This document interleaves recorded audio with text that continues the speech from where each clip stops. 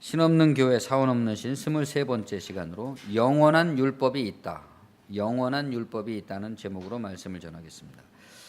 교의의 추상성은 윤리의 추상성과 같습니다. 집단 내에서만 통용되는 윤리와 도덕을 강조하는 사회일수록 폐쇄된 사회인 경우가 많죠. 윤리 도덕은 그것을 가지고 사람들을 교화시키고 변화시키는 게 아니라 그들을 통제하는 명분으로만 기능할 때가 많습니다. 예를 들어 전근대적인 사회나 후진 국가들일수록 이러한 폐쇄된 윤리가 극성하는 것을 우리가 볼 수 있죠. 그럴 때 겉은 굉장한 명분과 윤리로 운영되고 있지만 그 속에서는 어떻습니까? 윤리적이지도 않고 도덕적이지도 않은 일이 벌어지는 거죠. 사람들의 내면적인 스트레스와 분노, 거기에서 나오는 동료 인간들 서로에 대한 경멸, 또 이기적인 쾌락, 신의 이름을 건 적대와 투쟁, 고발과 송사, 불평등과 차별 같은 것들이 그렇게 폐쇄된 집단들의 어떤 성격적 특성이 됩니다. 아무리 윤리와 도덕을 강조한다고 해서 그것으로 사람이 바뀌지 않는 것처럼 마찬가지로 아무리 올바른 교의나 정통의 교리를 가르친다, 알고 있다 그래서 사람이 바뀌는 건 아니죠. 최근 일생 삶의 진실이 폭로되고 있는 전직 대법원장처럼 육법전서를 달달 외워서 법대에 앉게 된 법관이 법을 모르는 일반 서민들보다 훨씬 더 정의롭다라고 기대할 수 없는 것과 같습니다. 실제 정의로운 것과 정의가 무엇인지를 외우는 것은 전혀 다른 문제인 거죠. 올바른 정통신학이나 신앙을 고수하는 것은 모두에게 칭찬받을 만한 일이겠지만 웬일인지 그렇게 올바른 신학, 올바른 신앙을 가졌다고 그런데 경도되고 몰두해 있는 사람일수록 세월이 흐르면 그 사람에게서 사랑과 온유, 휴머니즘과 연민, 박애와 자비 이런 게 발산되는 게 아니라 내적인 스트레스와 분노, 동료들에 대한 경멸, 이기적이고 은밀한 쾌락, 신의 이름을 건 적대와 투쟁, 고발과 송사, 불평등과 차별, 분리심 같은 것들이 내비친다 이 말입니다. 요즘 애들 말로 하면 점점 틀딱스러운 그런 종교인이 돼가는 거죠. 중요한 것은 언어와 법조문이 아닙니다. 교의라는 의식과 관념에 의거해서, 그러니까 우리가 예수를 믿는다 그럴 때 예수를 믿는다는 건 삼위일체를 믿는 것이고 또 뭐를 믿는 것이고 예수님의 십자가의 보혈의 구원을 믿는 것이고 뭐 이런 식의 어떤 그런 관념들이 있잖아요. 그런 관념을 믿는다기보다는 차라리 마음을 믿는 거죠. 내 마음 속에서 일어난 변화, 그 자기 마음을 믿는 것인데 자꾸 그런 의식과 관념에 의해서 방정식처럼 내가 십자가의 예수를 믿었기 때문에 그것이 나의 죄를 사해줬고 그래서 나는 구원을 얻은 것이고 이런 식으로 방정식의 연산을 하는 것처럼 예수를 믿었다고 하는 것, 그것이 하나님께서 나를 변화시켜 준 것이라고 생각하는 그런 것이라면 그것을 증명하기 위해서, 그렇죠? 하나님께서 나를 변화시켜 줘서 내가 변화된 게 아니라 하나님께서 나를 변화시켜 줘서 변화됐다고 믿는 것이기 때문에 이제부터 그 사람은 그 변화됐다고 믿는 것을 증명해 보여야 된단 말입니다. 변화된 게 아니라. 그렇기 때문에 그것을 증명하기 위해서는 그 다음에 결국에는 교회 지도자들이 만들어주는 여러 가지 계율에 다시 얽매이게 되는 것이고, 그 얽매임을 통해서 자기의 모든 문제가 해결되는 것이 아니라 얽매임만 생겼기 때문에 다시 어떻게 됩니까? 내면적인 스트레스와 분노, 동료들에 대한 경멸, 이기적이고 은밀한 쾌락, 신의 이름을 건 적대와 투쟁, 고발과 송사, 불평등과 차별, 분리심 같은 것들이 종교의 이름으로 이번에는 나오게 되는 거죠. 우리가 하나님을 믿는 것은 교의를 받아들인 게 아니라 마음이 변화된 겁니다. 아, 나는 어제 내가 아니구나. 벌써 아닌 거죠. 언어와 법조문, 의식과 관념을 뛰어넘어서 존재하는 방식과 존재하는 내용의 실제적 변화가 일어난 겁니다. 어떤 변화죠? 내면적 분노, 은밀한 쾌락, 절대적 맹세, 처절한 복수, 원천적인 차별과 같은 자아의 폐쇄성으로부터 벗어나서 자아 밖으로, 세상 밖으로, 또 뭐 더 확대한다면 국가 밖으로, 교회 밖으로, 기타 등등 이렇게 모든 폐쇄된 의식 구조로부터 벗어나게 됐다. 열린 영적 세계, 영적이라는 것은 본질적이라는 말입니다. 본질적인 세계를 발견하게 됐다. 내가 그동안 하나님의 세계를 제대로 모를 때는 인간들이 내가 태어나서부터 나한테 주입시켜 주었던 어떤 제한적인 울타리들 속에서 계속해서 제한적 울타리 속에서 사고하는 나를 만들어 왔는데, 이제 하나님을 알게 되니까 그런 울타리를 딱 깨부수고 밖으로 나왔다. 영화 매트릭스의 유명한 대사처럼 웰컴 투 리얼 월드 한 거죠. 진실된 세계, 가상의 사람들의 관념에 의해서 만들어 놓고 구축된 가상의 세계가 아니라 그런 것으로부터 벗어난 진짜 세계를 도달하게 됐다. 모두가 폐쇄된 자기를 열고 밖으로 나와서 서로에 대한 경계와 적대, 폭력과 차별, 분리가 없어지고 서로를 두려워하지 않아도 되는 자유로운 영혼의 세계, 그 한 가지 모양을 이루기 위해서 변명이나 필요가 없이 모두가 맺은토록 하는 것, 하나의 우주적인 종교로서 기독교의 비전이죠. 모든 인류가 자기들이 가지고 있는 역사와 전통과 문화와 심리와 이런 그 폐쇄성으로부터 벗어나서 서로가 서로를 경계하지 않을 수 있는 한 가지 모양, 거기에 매진하게 하는 것이 기독교의 비전이다. 그게 뭡니까? 그 한 가지 모양이. 왜 모양이라고 그랬을까요? 한 가지. 그것이 영혼의 비유이기 때문입니다. 이 세상에서 일어나고 있는 그 한 가지 모양은 영혼의 구원이라는 비유다. 그러니까 모양인 거죠. 우리가 사는 이 세상에서 구원이 있다면, 이 세상에서 구원이 있다면 그것은 무슨 신론이니 인간론이니 구원론이니 하는 기타 등등 그런 론 하는 그런 추상적 개념이나 교의, 혹은 누구도 알 수 없고 설명해 줄 수도 없는 절대적 신비와 경외에 감싸여서 비는 어떤 주술적 행위, 그것을 통해서는 이루어질 수 없다. 이 세상에서 구원이라는 것, 영혼의 구원이라는 것을 보여줄 수 있는 이 세상적 버전이 있다면 그것은 교의도 아니고 주술도 아니다. 그럼 뭡니까? 오직 하나의 모양, 인간 동료 상호 간의 따뜻한 배려 속에서만 구원됩니다. 우리가 한 인간이 다른 인간을 진정으로 알아줄 때, 진정으로 받아들여 줄 때, 그의 고통을 해결해 줄 때, 같이 아파할 때, 그거밖에 없죠. 그게 구원입니다. 그것이 우리가 상상으로도 알 수 없는 영원한 구원, 죽어서 천국에 가면 어떻게 될까 뭐 하는 그런 모든 상상할 수 있는 영원한 구원의 현재적 비유다, 모양입니다. 이 모양이 없이는 그것도 없는 거죠. 모양이라 그래서 중요하지 않은 게 아니라 비유이지만 유일한 형태이기 때문에 중요한 거다. 왜냐하면 비유가 없이는 본질도 없기 때문입니다.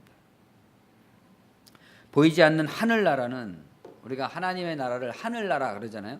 보이지 않는 그 하늘나라는 이 세상 나라의 반대로서 이 세상 나라에 속하지 않은 하늘나라를 보여주는 세상 나라의 원수가, 그러니까 비유가 있어야 되잖아요. 하늘나라에 대한 비유가 있어야 되는데 이 세상 나라와 하늘나라는 적대적이잖아요.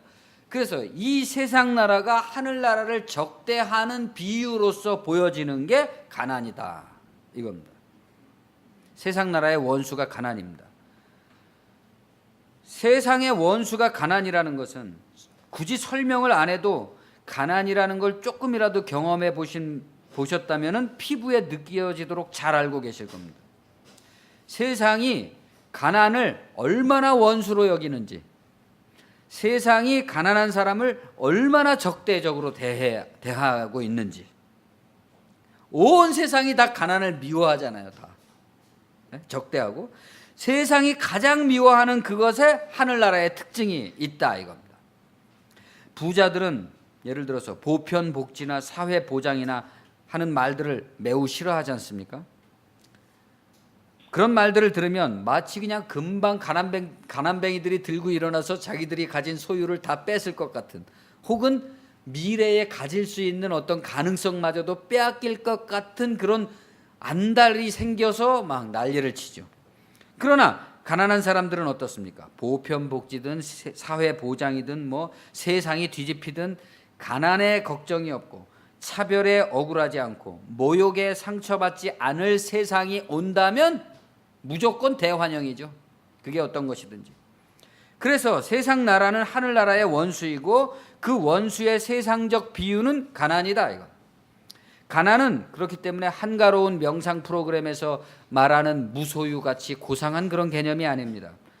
그게 아니라 그 가난이라는 것 속에 매우 치열한 투쟁이 내재해 있죠. 항상 거기서 벗어나고자 하는. 하늘나라와 세상 나라는 서로 지향하고 있는 바가 부자와 가난한 자의 처지와 같이 다르다 이겁니다. 그래서 부자는 천국에 들어가기가 낙타가 바늘기로 들어가기보다 어려운 겁니다. 그러므로 가난은 하늘나라의 비유이지만 그 자체만으로는 소용이 없습니다. 내가 가난하다면 그 가난 자체만으로는 세상 나라가 나한테 부여하고 있는 가난에 대한 적대의 지배를 고스란히 받아야 되는 거죠. 그리고 그것은 당연한 일이기도 합니다. 그러나 그래서는 안 된다. 세상 나라가 나에게 부여하고 내가 지배당하고 있는 이 적대까지 포함한 나의 이 모든 가난의 상태, 나의 이 모든 가난의 상황, 여기서 나오는 기도, 여기서 꿈꾸게 되는 비전, 이 모든 것이 하늘나라의 비유라는 자각이 있어야 된다는 겁니다. 없는 사람이 가지게 되는, 왜 이렇게 세상은 불평등한가? 왜 이렇게 세상은 약한 자에게 적대적인가? 왜 이렇게 세상은 조금 노력해서 열심히 살아보고자 하는 자에게 도와주는 것이 없는가 하는 데서 나오는 모든 투쟁, 모든 기도, 모든 바램, 모든 비전, 이것이 하늘나라다. 그러한 자각이 있어야 된다. 내가 그 싸움을, 하늘나라의 싸움을 지금 싸우고 있구나라는 자각 말이죠. 그래서 소금이 짠맛을 잃는다는 말은 바로 그런 말이죠. 가난하면서도 그 가난의 의미를 알지 못하는 채 가난한 사람을 말합니다. 예를 들어서 고통에 괴로워하고 있는 사람은 고통에 져서 굴복하는 거지만, 나는 고통스럽다라고 외치고 있는 사람은 고통에 진 게 아니라 고통과 싸우는 중인 거죠. 다른 겁니다. 영적인 의미를 지닌 보물을 자기 인생 속에 가지고 있으면서 그것이 가난이든지 슬픔이든지 애통이든지 고통이든지 또는 분노든지 어떤 거든지 말이죠.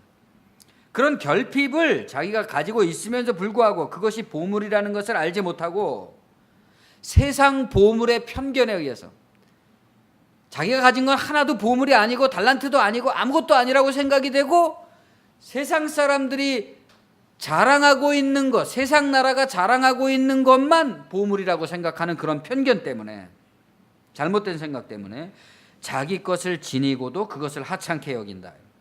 그런 세상을 변화시킬 만큼의 복음을 가졌음에도 불구하고 그것을 어떻게 써야 할지, 어디에 써야 할지를 모르는 겁니다. 그래서 그 가난의 부요함을 일깨우는 복음으로 기껏해서 어때요? 자기가 가난하기 때문에, 자기가 고통스럽기 때문에, 자기가 외롭기 때문에, 괴롭기 때문에 하나님을 붙잡았잖아요. 그런데 하나님을 붙잡고 나서 겨우 한다는 것이 부자들이 가지고 있는 것을 자기도 탐내는 그런 신앙으로 바뀌어지고 만다. 자기도 그 세상 나라에서 한 자리를 차지해 보려고 말이죠. 이렇게 짠맛을 잃어서 길에 내다 버려서 사람들에게 밟히는 소금, 이게 지금 한국교회 아닙니까?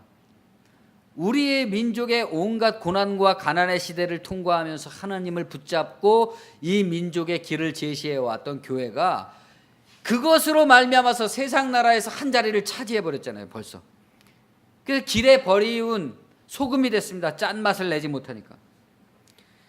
이게 등불을 켜서 등경 위에 두지 않고 몸알 아래 둠으로써 공기가 없어서 어두운 곳에서 스스로 꺼져버린 빛입니다.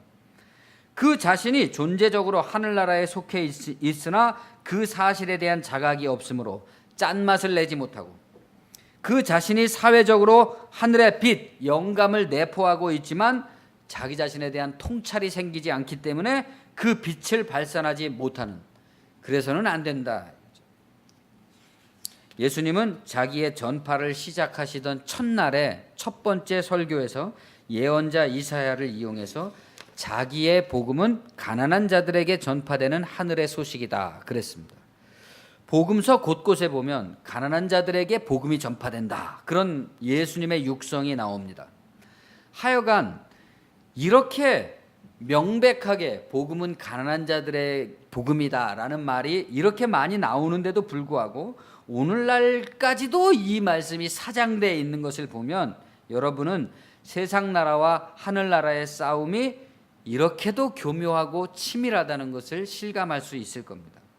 세상 나라는 늘 이 싸움을, 가난한 자들의 복음이라는 이 싸움을 아주 교묘한 다른 싸움으로 바꿔버립니다. 주제를 싹 바꾸는 거예요, 교묘하게.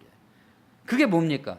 교리, 선교, 교권, 교회, 세습, 이런 것들입니다.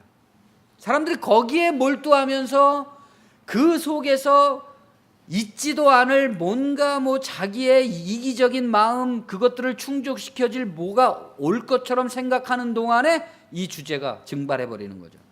복음서는 가난한 자들에게 전파된 하늘 소식이고, 산상수훈은 가난한 자들을 일깨우는 하늘나라의 권리장전이고, 팔복은 그 가난한 자들에게 선포되고 있는 인권 선언문의 서문입니다.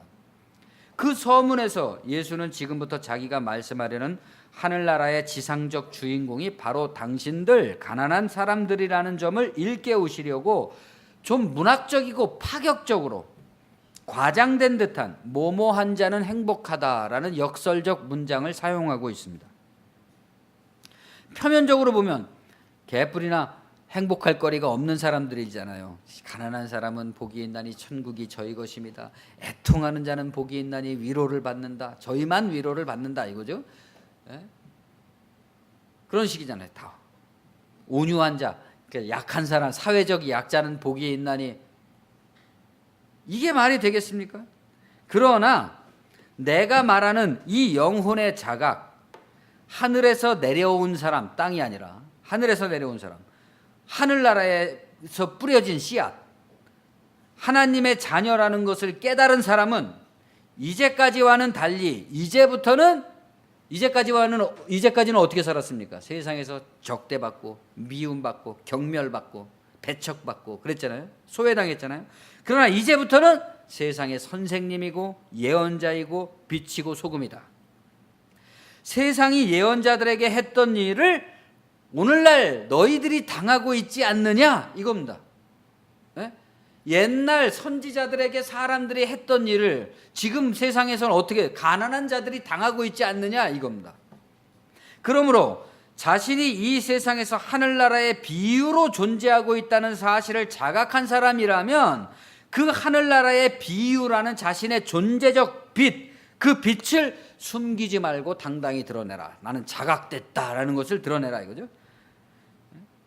먼저 자기 자신에게 숨겨져 있지 않고 드러나도록 깨어나라, 이겁니다. 이것이 이같이 너희 빛이 사람 앞에 비치게 하여 그들로 너희 착한 행실을 보고 하늘에 계신 너희 아버지께 영광을 돌리게 하라 라는 말씀의 요지인 것이죠. 너희가 지닌 빛과 선행으로부터, 너희의 선행으로부터 그 빛을 보여주라. 그러니까 여러분은 이제부터 여기 나오는 선행을 세상에서 일반적으로 격려하고 권장하는 어떤 착한 행실 또는 착한 척하는 행실이라고 생각하면 절대로 안 되는 거죠. 그렇게 생각해서는 안 되겠구나 하는 것을 찰떡같이 알아차리셔야 됩니다. 도리어 여기서 말하는 선행이라는 것은 세상이 권장하고 있는 그런 선행들, 세상이 칭찬할 만한 그런 선행들과 구별되는 태도와 자세로서의 선행을 말하는 겁니다. 이제부터 보여줄 심령이 가난한 자각된 사람의 선행이란 무엇인가? 세상을 향해서 그 사람들이 비춰줄 수 있는 빛은 무엇인가? 그에 대한 설명을 개진함으로써 세상 나라의 율법과 대비되는 하나님 나라의 비유로서 가난한 자들이 기대고 사는 영원한 법을 일깨우려고 하시는데, 그러니까 서로가 싸울 때 강한 자에게 약한 자가 보일 수 있는 더 높은 고결성이 있는 거잖아요. 강한 자를 이기는, 약하다 그래서 다 지는 게 아닙니다. 사회적으로 약자라 그래서 사회적으로 강한 사람한테 항상 지는 게 아니에요. 이길 수 있는 어떤 길이 있습니다. 그 이길 수 있는 길을 제시해 주시는 겁니다. 너희가 세상을 향해서 보여줄 선행, 빛이라는 것은 세상이 온갖 방식으로 적대하고 소외시키고 괴롭히고 멸시하고 있는, 그것을 고스란히 온몸으로 삶으로 당하고 있는 사람들이 오히려 그 사람들에게 보여줄 수 있는 더 높은 고결성을 말하는 거죠. 이것을 깨우쳐라 이겁니다. 그렇기 때문에 이것은 새삼스럽게 주는 법이 아니라 영원히 존재하는, 그러나 언제나 가려진 법이다. 세상 사람들은 자기들에게 유리한 법 체계를 만들어서 그것을 하나의 세계관으로 가지고 있지 않습니까? 그러나 이제 예수님이 말씀하시는 것은 그런 인간이 세워놓은 인본적 구조로서의 세계관이 아니라 그것을 벗어난 탈종교적인, 탈구조적인, 본질적인 원리로서의, 우주의 원리로서의 영원한 법을 일깨우시니까 그 영원한 법에 입각해서 그것을 깨달은 사람이 보여줄 것을 말하는 거죠. 하늘나라의 비유인 가난한 자들은 이제부터 인간의 율법이 아니라 하늘나라의 영원한 율법으로 살아야 된다. 인간의 율법, 세상의 법이라는 것은 국가의 법률뿐만이 아니라 세상적 가치, 또 세상적 기준, 세상 정신, 세속성 같은 것들을 다 망라하는 것으로, 여기에는 세속화된 종교도 들어있는 거죠. 그러니까 우리가 일반적으로 교회는 거룩한 곳이고 세상은 세속화된 곳이라고 그러지만, 세속화된 교회도 역시 마찬가지로 세상인 것이죠. 세속 종교가 하늘나라와 세상나라의 적대관계에 첨예한 부분을 살짝 돌려놓음으로써 이 구원투쟁의 본질을 왜곡시켜 놓았다는 것을 아까 말씀드렸지 않습니까? 그 점을 우리가 기억해야 됩니다. 오늘날에도 종교기관들은 온갖 선교 프로그램과 사업들을 펼치고 있지만 과연 그것들이 가난한 자들에게 전파되는 하늘나라의 복음이라는 구원의 비유를 적확하게 해석하고 사람들로 하여금 거기에 딱 매진하도록 관역에 맞추어 주고 있느냐? 그런 데 있어서는 비관적이죠. 심령이 가난한 자는 행복하다는 문장을 고작 물질의 소유와 상관없이 마음이 가난한 사람이라고 살짝 바꾸어 줌으로써 낙타가 바늘기로 들어가는 것이 부자가 하나님의 나라에 들어가는 것보다 쉽다라고 명백히 말씀하신 복음의 전체 대의를 눈뜨고 코 베어가는 식으로 바꿔치기 해버리는 거죠. 정신을 바짝 차려야 됩니다. 그렇기 때문에 세상 나라의 세속성과 세속 정신의 가장 배후이자 바탕에는 종교가 자리 잡고 있습니다. 그러한 세속 종교가 자기 조직을 유지 고수하려는 목적을 지닌 윤리 도덕에다가 종교적인 재래와 의식을 살짝 섞어서, 적당히 섞어서 제시하는 왜곡된 율법이 아니라 하늘나라의 영원한 법에 따라서 행동하는 것, 이것이 복음을 받고 자각된 자들의 비추는 빛이고 만내는 짠 맛이고 세상의 선생이자 예언자 된 증거로서의 선행이다, 착한 행실이다. 그러니까 우리가 똑같은 단어지만 선행이라는 말을 언제 어떤 문맥에서 어떤 맥락으로 사용하는가를 잘 이해를 해야 되죠. 내가 율법이나 선지자를 폐하러 온 줄로 생각하지 말라. 폐하러 온 것이 아니오 완전하게 하려 함이라. 율법이나 선지자를 완전하게 한다는 겁니다. 옛날에는 율법이나 선지자도 다 이러한 가난한 자들에게 전파되는 복음의 관점에서 해석하지 아니하고 다분히 어떤 특정한 영웅적 종교적 행위로만 받아 이해되고 있었잖아요. 그렇기 때문에 그 완전하지 못한 것을 완전케 하려고 왔다는 겁니다. 이제 자기가 진실로 너희에게 이르노니 천지가 없어지기 전에는 율법의 1.1획도 결코 없어지지 아니하고 다 이루리라. 그러니까 여기서 말하는 율법이라는 것도 유대인들이 지키는 그 율법, 할례를 행하고 손을 씻고 이런 율법을 말하는 게 아니죠.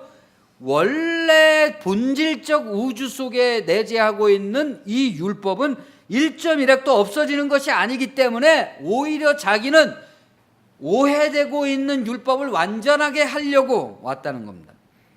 그러므로 누구든지 이 계명 중에 지극히 작은 것 하나라도 버리고 또 그같이 사람을 가르치는 자는 천국에서 지극히 작다 일컬음을 받을 것이요 누구든지 이를 행하며 가르치는 자는 천국에서 크다 일컬음을 받으리라. 내가 너희에게 이르노니 너희 의가 서기관과 바리새인보다 더 낫지 못하면 결단코 천국에 들어가지 못하리라. 그러니까 여기서 제일 중요한 문장은 정말 요 단어에는 밑줄을 치셔야 됩니다. 그러므로 누구든지 이 계명 중에 이 계명이 뭐냐? 여기서 말씀하는 예수의 이 계명은 앞으로 자기가 말하려는 이 계명을 말하는 거죠. 5가지가 나옵니다. 내가 율법의 1.1획도 없어지지 아니하는 본질적 율법을 가르침으로써 옛날에 율법이나 선지자로도 완전하지 못했던 것을 완전케 해주는 데 있어서 지금부터 내가 제시하고 있는 이 계명 중에 지극히 작은 것이라도 버리고 그같이 사람을 가리키는 자는 천국에서 지극히 작다 일컬음을 받을 것이요. 지금 유대인들이 말하고 있는 율법을 잘 지켜야 된다 그런 말 아닙니다.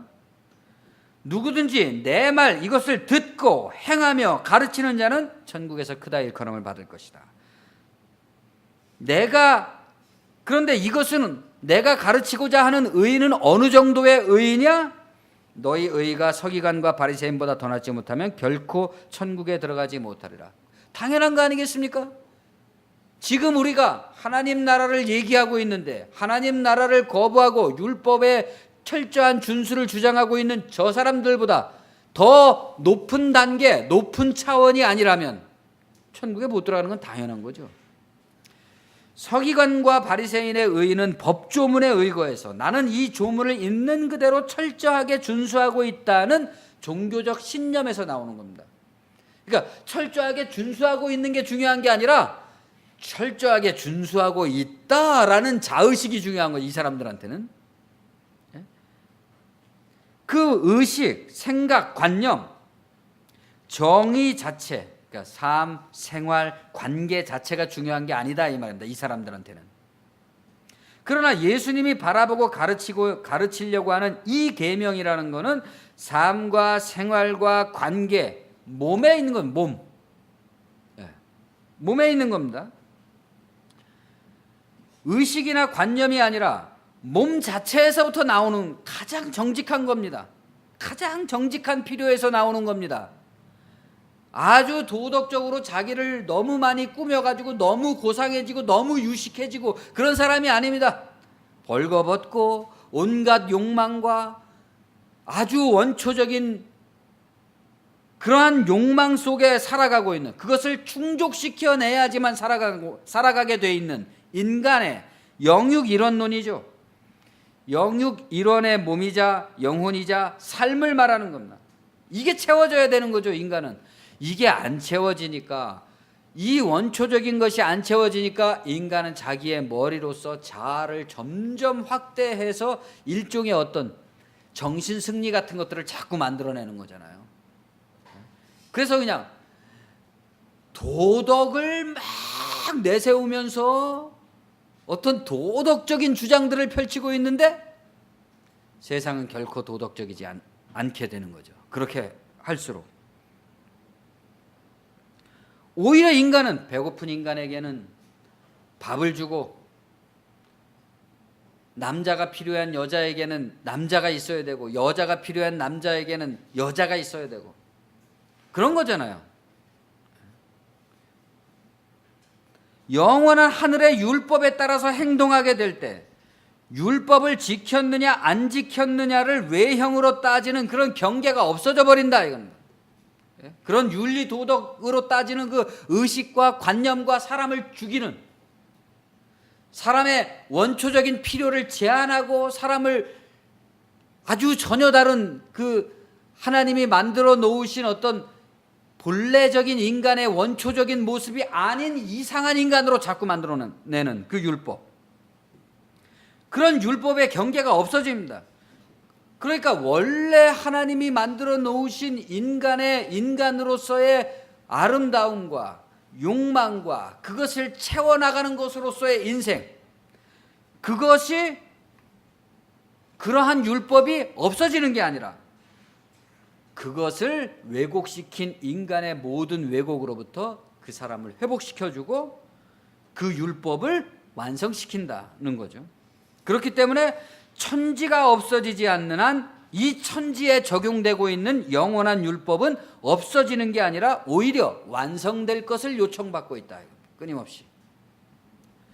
그러나 이 영원한 하나의 법이 아니라 세상의 국가의 종교의 조직의 율법이 강조된다는 것은 그만큼 국가나 종교나 조직이 취약하고 그런 것들을 계속 강조해봤자 범법이 그칠 수 없다는 것을 의미하는 거죠.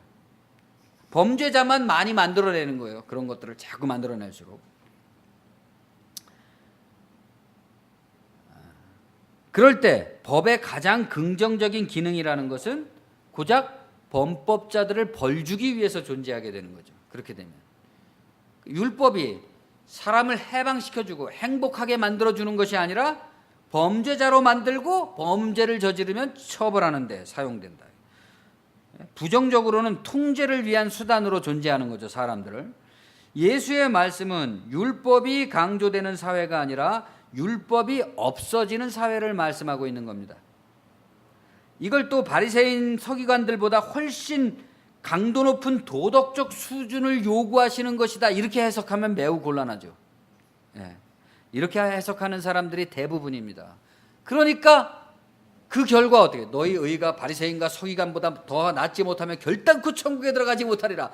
그러니까 더 괴롭히는 거잖아요. 바리새인보다 더 괴롭히는 게 되는 거 아닙니까? 그렇게 되면? 그러면 결국 어떻게 됩니까? 하나님의 은혜로 구원받았다고 언제는 또 그러더니 이제는 또 바리새인보다 더 낫지 못하면 천국에 못 들어간다 그러니 도대체 어느 장단에 춤을 춰야 되는 겁니까? 하나도 변화된 것이 없이, 결국은 변화된 것이 없이 구원받았다고 하는데 구원받은 내용은 하나도 없으니까 어떻게 돼요? 위선자가 되는 수밖에 없습니다. 강압을 받으면 거짓말을 하게 되죠. 그래서 교인들을 표리부동한 위선자나 종교 지도자들의 노예로 만드는, 점점 강도를 높여가는 율법의 준수를 요구하는 것이 아니라 그런 법이 없어도 모두가 충분한 평화를 누리게 되는 세상을 말씀하시는 거죠. 그러니까 법 없이도 살 사람, 그런 말을 우리가 사용하지 않습니까? 동양의 역사와 철학에 보면 황금시대라고 일컬어지는 요순시대, 동양의 고대의 요순시대에는 법이 없어도 사람들이 서로의 경계를 범하지 않았고 왕이 누구인지 알 필요도 없었고 아는 사람도 없었다. 왕의 이름이 뭔지를 몰랐다 이겁니다.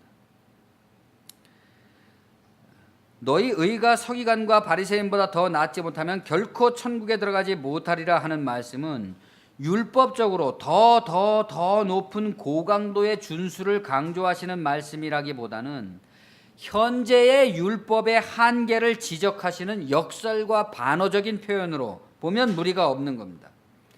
율법 자체를 무시하는 게 아니라 그 율법이 작동되고 있는 구조의 불합리성을 폭로하시는 거죠. 지금 율법이 작동하고 있는, 율법이 사람들을 하나도 행복하게 만들어주지 못하고 자유롭게 만들어주지도 못하고 사회를 정의롭게 만들어주지도 못하고 있다는 폭로를 하시는 거죠.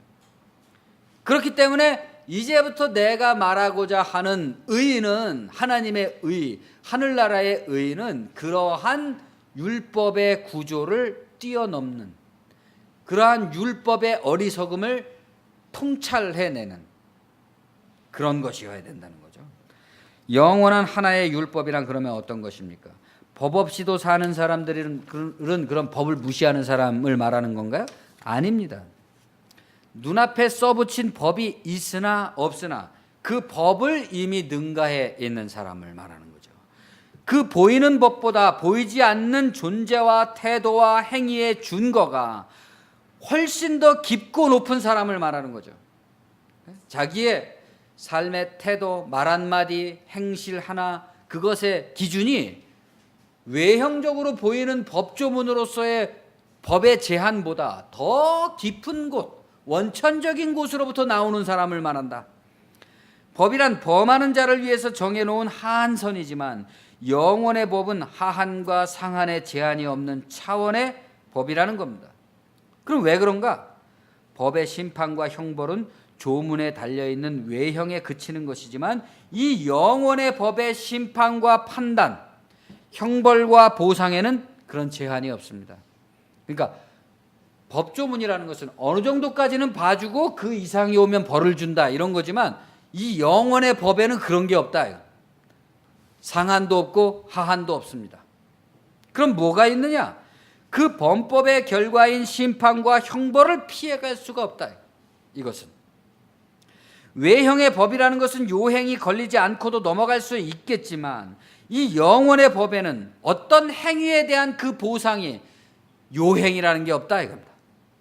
말하자면 신의 창조물인 이 우주에 작용하고 있는 이 하나의 법에는 애매모호한 미신이 아니라 정밀한 과학성이 내재하고 있다. 너무나도 정밀한 과학성.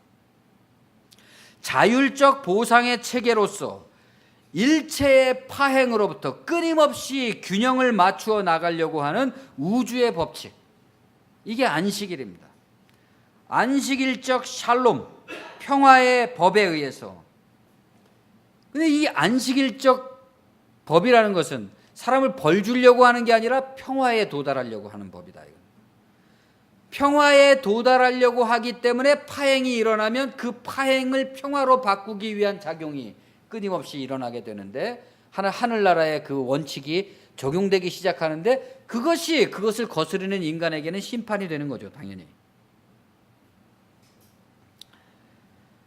여러분은 십계명에 안식일 다음에 네 번째가 안식일이잖아요. 안식일을 지켜라 다음에 살인, 간음, 도둑질, 탐심 등등의 계명이 이어진다는 것을 유념하시기 바랍니다. 그것들은 다 하나의 원리로부터 나온다는 겁니다. 안식일의 원리로부터 살인하지 말라, 간음하지 말라, 도적질하지 말라, 탐내지 말라 다 나오는 거죠. 안식을 범하는 겁니다. 그것이 다. 그러나 이러한 영적 원리에 대해 무지하고 둔감한 사람들, 특히 세상의 법의 하한과 상한에 의해 살아가는 사람들, 그렇잖아요. 영원한 하나님의 법을 알고 내가 마음속에 이런 악한 마음, 헛된 마음, 어리석은 마음, 멍청한 마음 이런 거 하나를 품고 있다고 할지라도 그것이 그 다음의 결과들을 계속 만들어내는 이 우주의 법칙, 하나님의 법칙이라는 것을 깨우친 사람은 항상 깨어있으라. 항상 깨어있어야 되겠구나. 이렇게 살겠지만 내가 요거를 해서 사람들이 요것을 알아서 나를 비난할까 안 비난할까 이런 식으로 행동하는 사람과는 차원이 다르다는 거죠. 세상 질서에 따라서 살아가는 사람들은 이 영원한 율법의 과학성에 의해서 살아가지를 않습니다. 왜 그런가요? 그들의 심령이 가난하지가 않기 때문이죠. 가난한 심령이 되면 예를 들어 그냥 죽을 병에 걸려갖고 정말 죽게 되면은 숨 쉬는 거 하나에도 감사를 하면서 깨어있잖아요. 자기가 산다는 것에 깨어있잖아요. 그런데 심령이 가난하지가 않고 벌써 그냥 소유가 많았고 넉넉해진 사람은 뭘 그까짓 걸 가지고 그렇게 하나 하는 식으로 다 살아가는 거죠. 그들은 영원한 하늘나라를 바라보지 않고 법조문을 바라봅니다. 법조문이 뭐예요? 사람들의 평가, 세상의 이목, 그런 걸 바라보는 거죠. 그 삶의 법이 하늘나라로부터 영혼으로부터 나오는 것이 아니라 소유의 손익관계에서 나온다. 내가 이것을 함으로써 나에게 이익이 될 것인가 손해가 될 것인가 여기에 따라서 행동하는 거죠. 그 삶의 법이 소유의 손익관계로 나오기 때문입니다. 최근에 문제가 됐던 궁중족발 사건처럼 그 사람들은 자기들의 행위가 세상 법과 눈치, 이면과 체면, 손익에 저촉만 되지 않는다면 무슨 일이라도 거리낌 없이 행한다 이 말입니다. 그런 이들일수록 자기들의 손익을 지켜주고 보장해주는 법과 원칙을 좋아하죠. 법적으로 아무런 문제가 없는데 무슨 누가 왜 따지냐 이겁니다. 난데없이 기독교인들이 기독교를 사용해서 자유민주주의를 강조하고 자본주의를 강조하고 차별을 정당화하고 오갈 데 없이 세상을 떠도는 난민들의 수용을 극렬 반대합니다. 그들에게는 이 영원한 하나의 율법은 보이지 않고 구속력을 가지지 않기 때문에 사소하고 무의미하게 보이는 거죠. 이 영원한 율법이.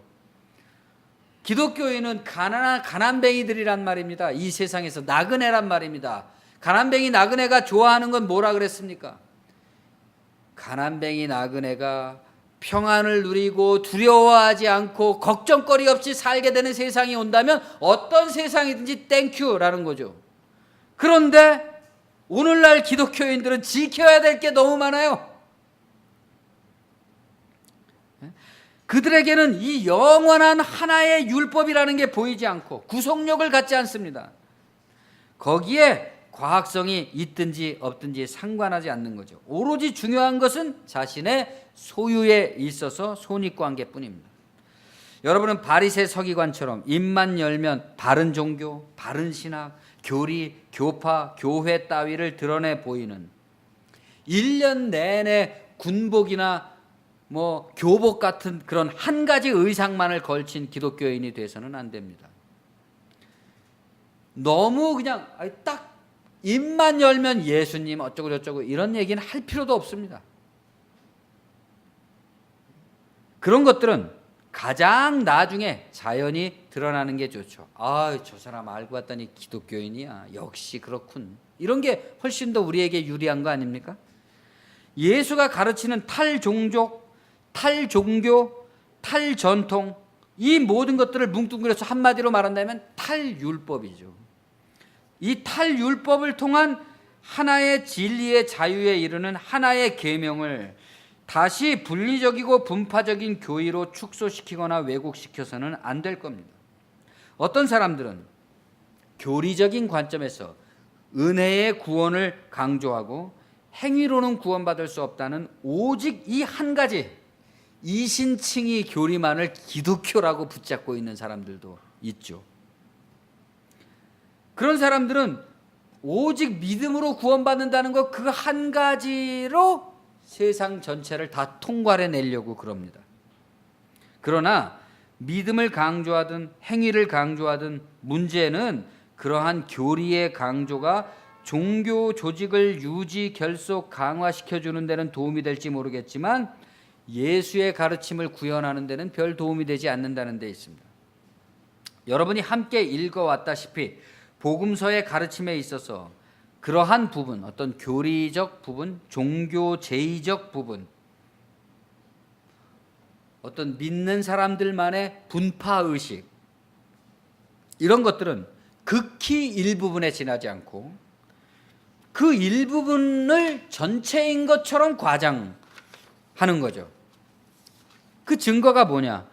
행위의 구원을 강조하는 사람이든지 복음의 은혜의 구원을 강조하는 사람이든지 그것을 강조하게 됨으로써 그것이 하나의 의식과 관념이 됨으로써 다시 그것이 교리화되는 거죠. 은혜로만 구원받는다고 하는 사람도 그게 교리화돼서 관념이 돼버리고 행위가 있어야 구원받는 사람도 그것이 의식이 되고 관념이 돼서 하나의 교리화돼 버리는 거죠. 주님은 신비로운 어떻게 해서 그렇게 된다는 건지 알 수 없는 어떤 신비로운 십자가의 은혜로 구원을 받는다고 믿든지 인간의 행위가 따라야 한다고 믿든지 한 가지 분명한 것은 인간의 자기 행위는 반드시 자기 자신에게로 돌아온다는 사실입니다. 이것만 알면 되는 거죠. 우리는 이걸 사람들이 몰라서 그러는 거잖아요. 안 믿어서. 내가 한 이 모든 행위는 나한테 다시 돌아온다. 이거 한 가지만 확실히 믿으면 되는 거죠. 이 한 가지 자신의 행위가 자기 구원의 유일한 비유다. 내가 지금 하고 있는 행위는 다 나의 구원을 위해서 하고 있는 건데 자기를 망치는 행위를 하고 있는 사람도 있는 거죠. 네? 이렇게 하면 나를 구원할, 내가 유익할 것이라고 생각하고 하는 행동이 결국 자기에게 돌아오면 자기는 망하는 겁니다. 그런 사람들이 너무 많은 거죠.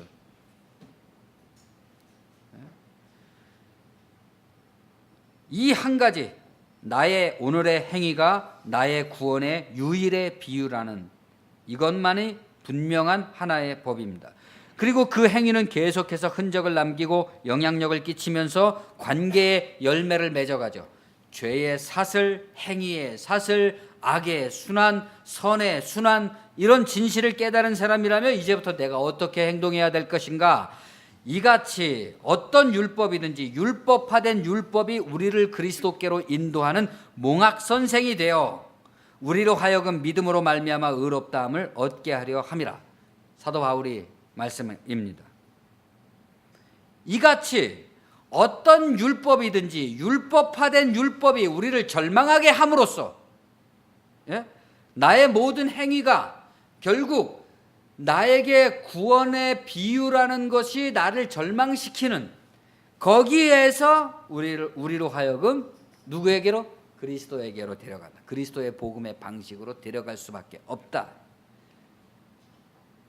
그렇기 때문에 율법이라는 것은 사도 바울이 그리스도의 복음으로 가는 어린아이 훈도용이다.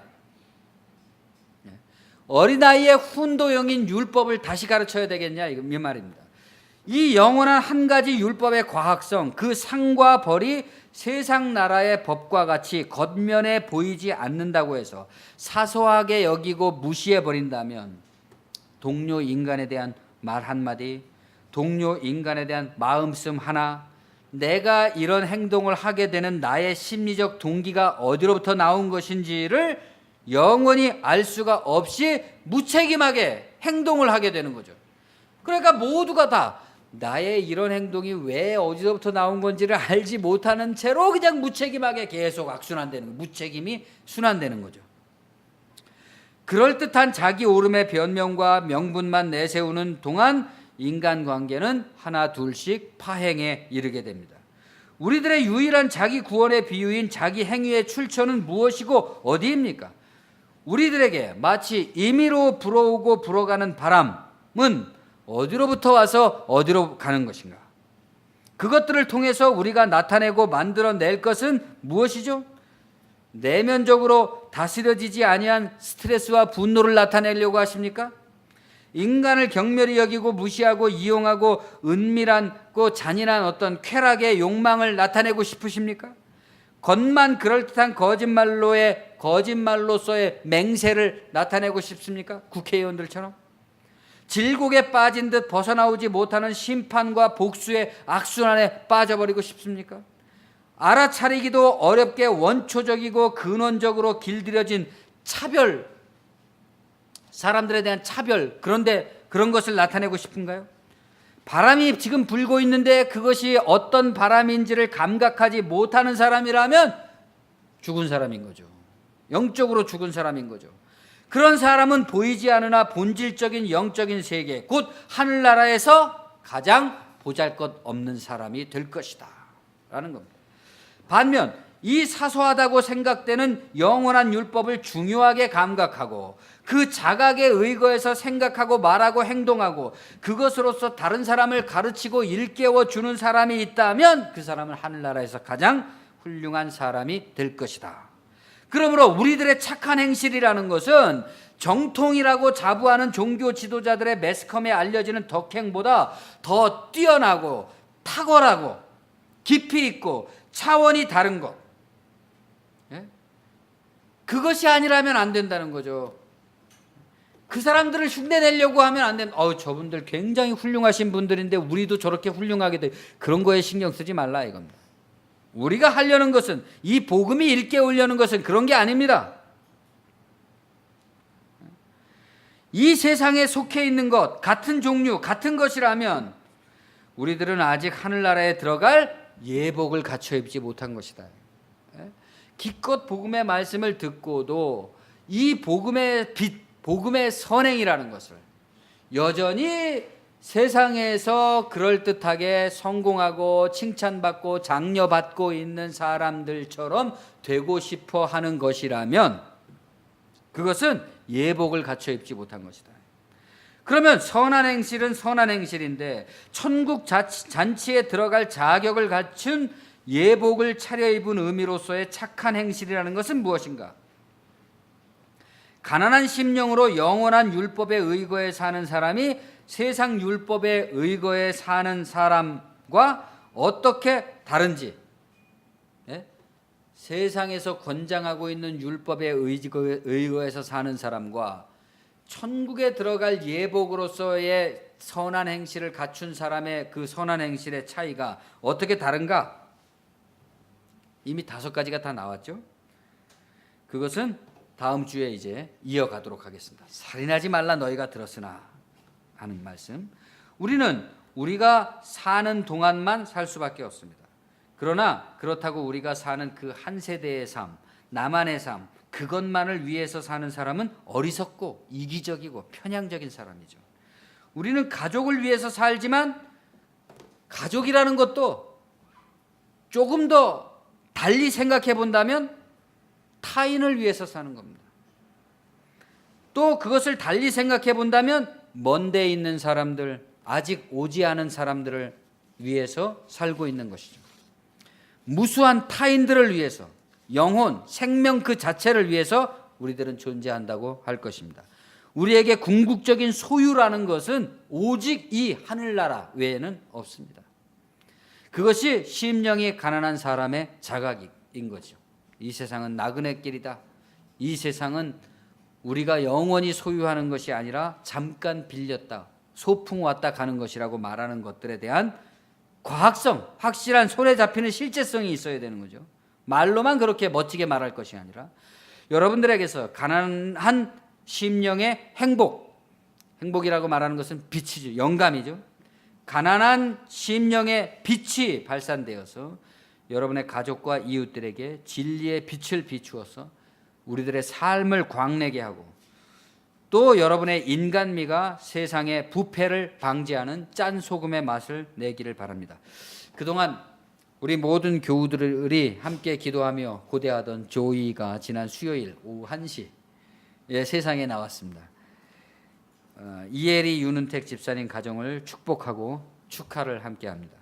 또 이수에 이어서 2번째 교인의 자연 증가를 가져다 준 2사람에게 목사로서 또 특별히 감사의 말씀을 드리면서 보라, 자식들은 하나님의 기업이요 태의 열매는 그의 상급이로다 하는 말씀을 기억나게 해드리고 싶습니다. 이제 2분은 이 세상에서 의미가 될 기업을 두 기업이나 가졌고 또 그 상을 벌써 받았습니다. 벌써 받았기 때문에 나중에 찾지 말아야 됩니다. 다시 한번 온 교회와 함께 기뻐하고 축복하면서 부모가 된 2분께 용기를 드리기 위해서 제가 딸들의 기저귀를 갈 때 늘 읊조렸던 이삭이 야곱을 축복한 한마디를 더 보태고 싶습니다. 내 아들의 향취는 여호와께서 복주신 밭의 향취로다. 하나님은 하늘의 이슬과 땅의 기름짐이며 풍성한 곡식과 포도주를 내게 주시기를 원하노라. 기도하겠습니다.